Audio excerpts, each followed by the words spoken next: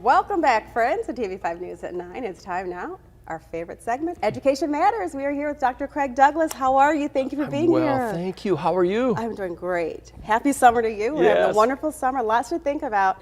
Now, for high schoolers, summer's a great time to start looking at colleges, and today we are talking all about questions to ask when on a college visit. So, Dr. Douglas, let's start with the topic parents are very interested in, the cost of college. What should families consider about that? Yeah, so for this piece, I researched the web, and actually U.S. News and World Report has 50 questions that parents should consider. So I'm not going to go through all 50. In fact, I mean, it's like way detailed. Okay. But cost, the financial cost, that's probably front and center, right? Big, yeah. And so it's important not only to know the basic costs, but what perhaps some additional fees or hidden costs might be. I'll cite a simple example. Let's say the youngster wants to have a car on campus. Yes. Is there a fee, a parking fee? And if so, is it a lump sum or is it per month or just what? You know, a use fee for technology is another one. Yeah. Perhaps the course, as courses get higher level, there's additional charges or lab fees. All those fees and the costs need to all kind of be computed.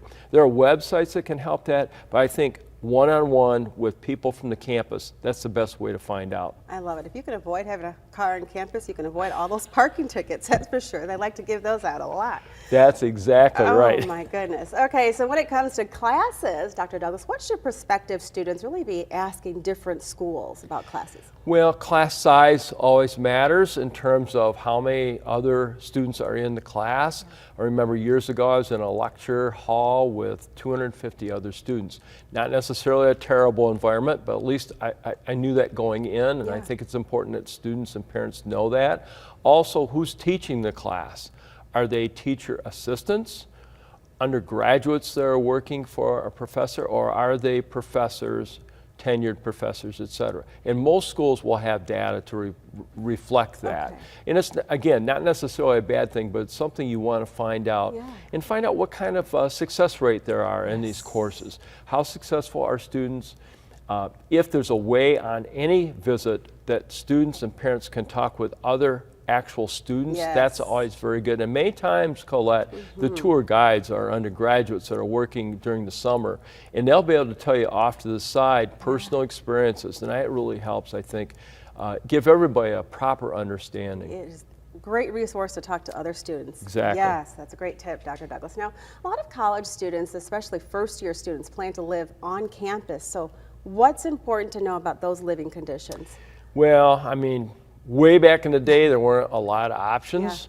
Today, many options in terms of how many are in a room, what the configuration of the room is, the bathroom configuration. All those things are very much in play, and you can get a sense of what the dormitory or the residence hall is like by actually visiting and seeing the living arrangements.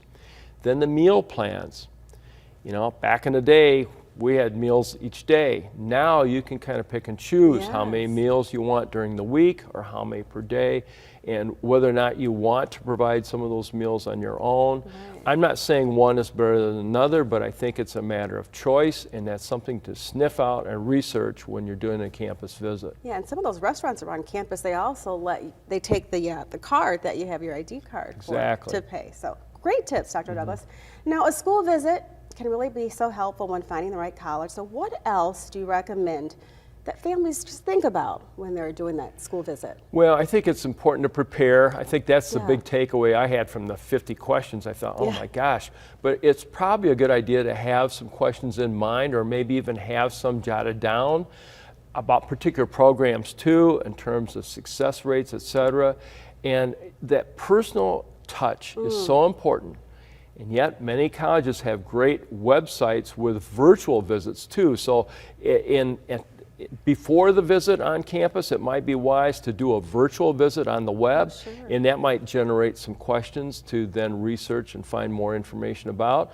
Conversely, after the in-person visit, there might be some questions that come up afterwards. So having some contact where you can reach back, circle back, and follow up would be a good idea. And I know you're going to agree with me, Dr. Douglas. No question is a silly question. If you have it, write it down. They've heard it before. They have an answer for you. In fact, if they're thinking about it, someone else has already thought about it. One more point too, it's a good idea to have multiple visits to not only just one place, but maybe other places too, so you get a kind of a comparison, get a feel, get a chance to experience the culture of the various campuses too. Yeah, and if you don't know your roommate, you have a roommate or two, make sure you meet with them before school starts. That's also nice. Go out to lunch or go shopping. I did well, that. and nice. You can plan ahead, you know, and maybe like you bring the toaster, I bring the microwave, that kind of thing, you know, so that you're not duplicating. Perfect. I think it's all about sharing and being one family in college. Thank you for these tips. Appreciate you, Dr. Douglas.